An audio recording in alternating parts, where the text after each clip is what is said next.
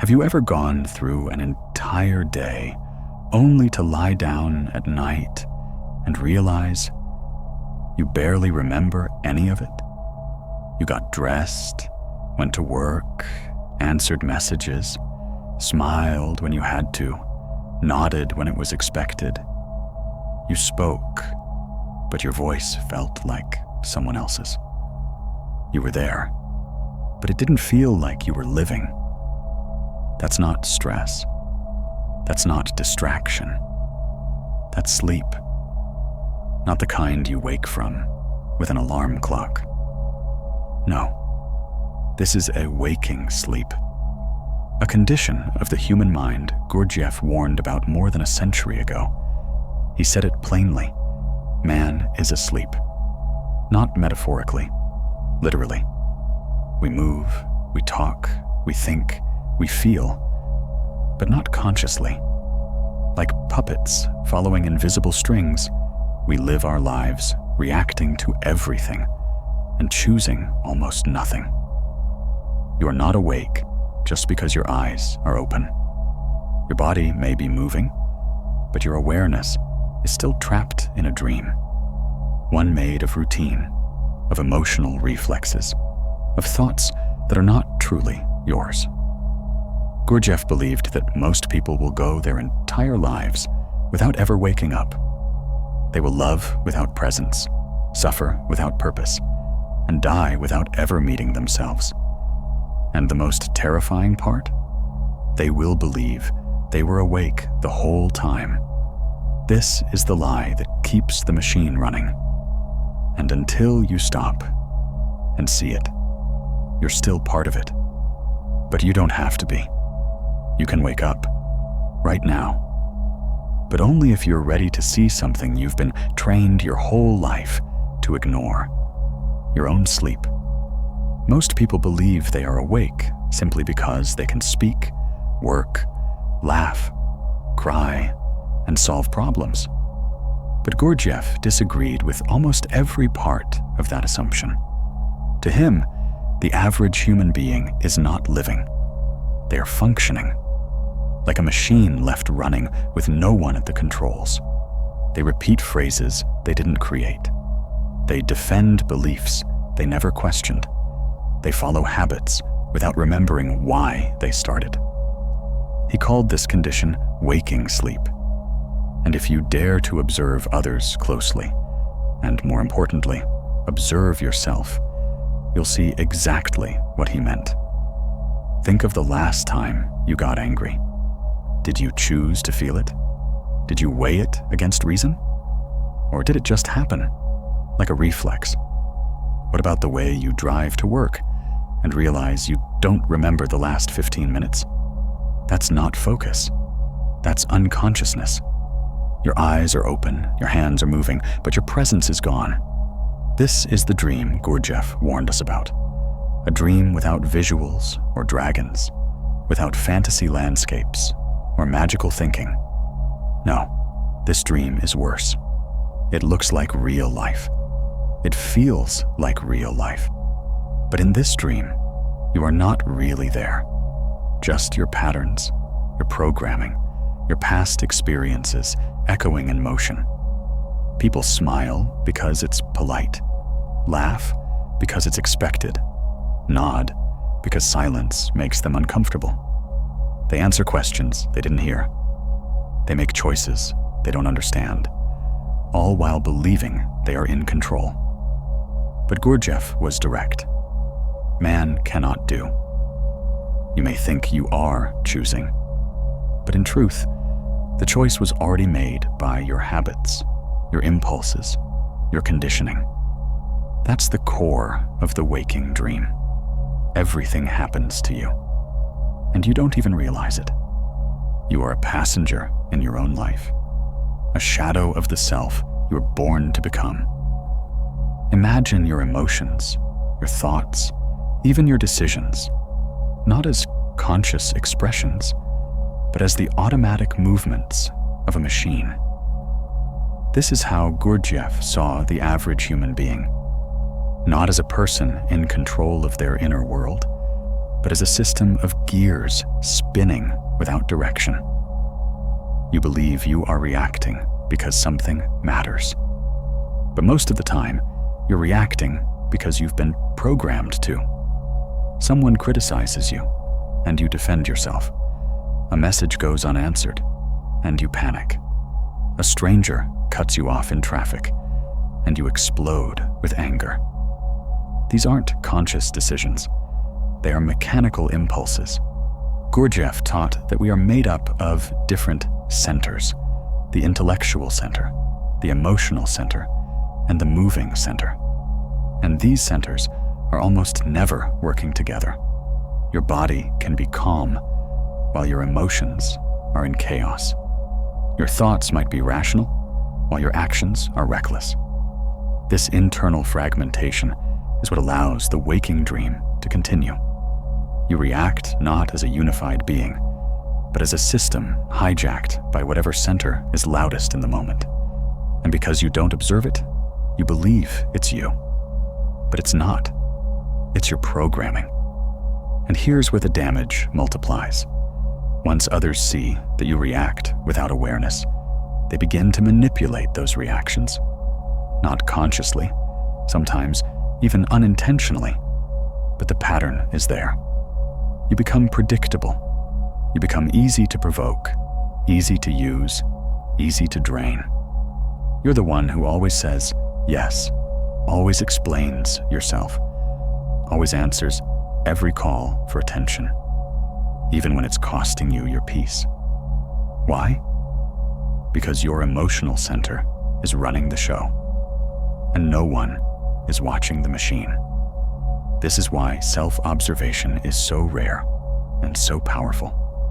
Because the moment you start to watch the machine begins to change. The moment you begin to observe yourself, not just your thoughts, but your posture, your tone, your impulses, you will feel something strange, a kind of split.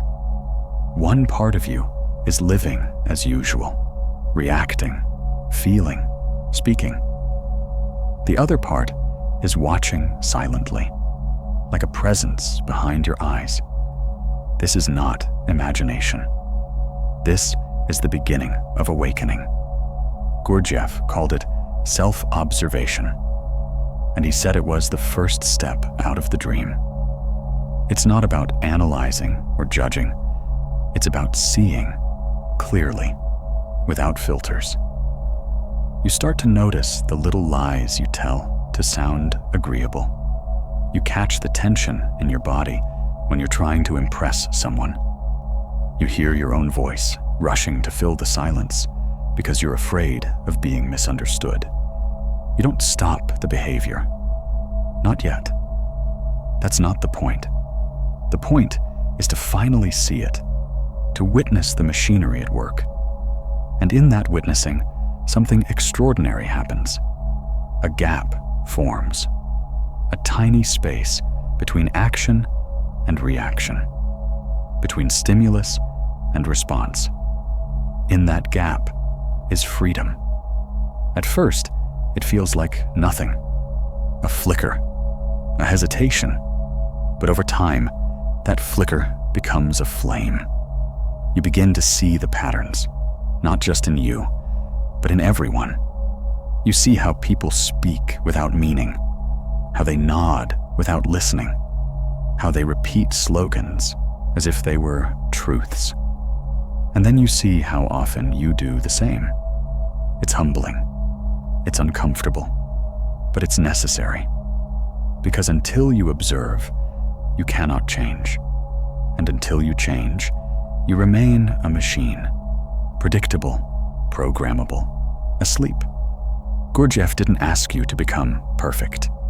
He asked you to become aware, to develop what he called a second attention, a constant, gentle awareness of your inner world, no matter what the outer world demands. That's when the dream begins to crack. Not with noise, but with stillness. Not with rebellion, but with awareness. Modern culture worships emotion. We are taught that if you feel something, it must be real, that expressing emotion is a sign of authenticity, that reacting with passion means you're connected to your truth. But Gurdjieff warned us, most of what you feel is not real. It is not born from clarity or presence or consciousness. It is mechanical. He called it false emotion. Emotional reactions that arise without awareness, without depth, and without intention. And yet, they control you. You say yes when you mean no, not because you chose kindness, but because you feared rejection. You lash out in anger, not because you stood for something true, but because someone pressed a button you didn't know was there. You cry, not to heal, but to be seen. And still, the world tells you, be emotional, let it out, speak your truth. But what if that truth is just an echo of your past? A script you've repeated so many times, you believe it belongs to you? Gurdjieff wasn't against feeling. He was against being ruled by feelings that arise unconsciously. Because when you are ruled by emotion, you are not free. You are reactive. And that reactivity makes you vulnerable to manipulation, to drama, to exhaustion. There's a difference between a conscious feeling and a mechanical reaction. One comes from awareness. The other comes from habit. Gurdjieff called the practice of facing this emotional machinery intentional suffering. It's the discomfort you feel when you resist the urge to react, when you pause instead of pleasing, when you observe instead of exploding. This isn't suppression. It's transformation. The fire still burns, but now you use it to see, not to destroy. It hurts, yes, but it's the pain of reawaking up, of choosing to feel with intention instead of drowning in emotion without meaning. There's a moment, rare and fleeting, when you become aware of yourself in real time, not just aware of what you're doing, but aware that you are here, that you exist, that you are experiencing this moment from within your own presence. Gurdjieff called this state self-remembering, and it is nothing like thinking. It's not imagination, not reflection, not analysis. It's a sudden brightness in the middle of the fog, a flicker of true consciousness. You might be walking down a street, speaking to someone, washing dishes, and suddenly it hits you. I am here, not as an idea, but as a fact. And for a brief second, the machinery stops. You're not just reacting. You're not just performing. You are being. That is the crack in the dream. And once it appears, you can't unsee it. Self-remembering is not something you can force, but it is something you can prepare for. Through self-observation, through stillness, through the refusal to react automatically. These practices create space. And in that space, self-remembering appears, like lightning across a dark sky. It doesn't last long. At first, only seconds. But those seconds are more real than entire days spent in unconscious routine. In those moments, you are no longer asleep. You are no longer a machine. You are awake, even if just for a breath. Gurdjieff believed that self-remembering is the doorway to real transformation, because it's not about behavior. It's about being. It's not about what you do. It's about who is doing it.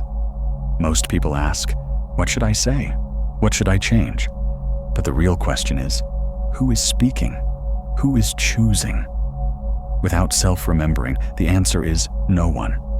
There is movement, but no presence. Speech, but no awareness. But with it, the dream begins to break. Not all at once, but piece by piece. And in its place, something new begins to grow. A real I. A center that does not vanish with moods, fear, or praise. A being that can witness life and finally live it. When a person begins to wake up, the world around them doesn't cheer. It resists. Not with violence, but with subtle pressure, with confused glances, with quiet judgment, with isolation. Because something about the awakened being makes others uncomfortable. Gurdjieff understood this deeply. He knew that the moment you begin to observe yourself, the moment you stop reacting like everyone else, you become different. And difference threatens the dream. Most people are not looking for truth. They are looking for comfort. They want predictability, emotional validation, and a shared illusion that keeps everything soft and familiar. But the awakened individual does not play that role anymore. They do not argue just to be heard. They do not flatter to be liked. They do not react just because someone provokes them. Their silence becomes louder than the world's noise. Their calm becomes unsettling to those still lost in emotional storms. This is why the path of awakening is lonely. Because the moment you detach from the unconscious patterns of society, you also detach from the approval it offers. Gurdjieff taught that human beings function like a herd, not just in action, but in belief, in fear, and in habit. And the moment someone steps outside that rhythm, the herd instinct kicks in. It tries to pull them back, not out of evil, but out of discomfort. You become a mirror, reflecting how asleep others still are. And most people would rather shatter the mirror than wake up. That's why the awakened are often called arrogant, cold, distant. But they are not distant. They're simply centered. And to those who have never met their own center, that presence feels like a threat. It reveals what they lack. It challenges the roles they cling to. It asks a silent question that cannot be ignored. What if you've been asleep all along? Waking up is not the peaceful moment most people imagine. It's disorienting. It's raw. And it often feels like you're losing more than you're gaining. When you begin to see the dream for what it is, the world around you doesn't change. You do. And that makes everything harder before it makes anything better. You stop being entertained by things that used to hold your attention. You grow silent in conversations that once excited you. You start saying no to invitations, people, even versions of yourself you once clung to. Not out of bitterness, but because you simply can't pretend anymore. The old life starts to fall away, not in flames, but in quiet disconnection. It's not rejection, it's release. Gurdjieff never promised comfort. He promised truth. And the truth is this: awakening costs you the identity that kept you asleep. You lose your willingness to explain yourself, to chase validation, to play roles just to make others comfortable. The dream loses its grip, and for a while, you float between two worlds, the one you've outgrown and the one you're still learning to live in. It's lonely, but not the kind of loneliness that comes from being abandoned. It's the kind that comes from finally standing on your own. There are no shortcuts here, no affirmations strong enough to protect you from the silence. But in that silence, something else emerges. Presence, power, a clarity that cannot be stolen, manipulated, or forgotten. And slowly, that clarity becomes more valuable than approval, more sacred than belonging. You start to see that your peace is not something you found. It's something that was there all along, waiting for you to stop giving it away. That's the freedom Gurdjieff spoke of. Not a fantasy, but a discipline. Not the removal of hardship, but the removal of unconsciousness. You begin to choose your energy. You begin to create your life. You begin to remember yourself, not as an idea, but as a force. But even now, even here, one lie still waits in the shadows. One belief still holds more power than you realize. And as long as you carry it, the dream never fully dies. It's not the lie the world tells you. It's the one you tell yourself. The one that sounds the most innocent, but is the most dangerous of all. And that's exactly what we'll uncover next. The most dangerous lie you believe. It's not what you think, and once you see it, you'll never fall asleep the same way again.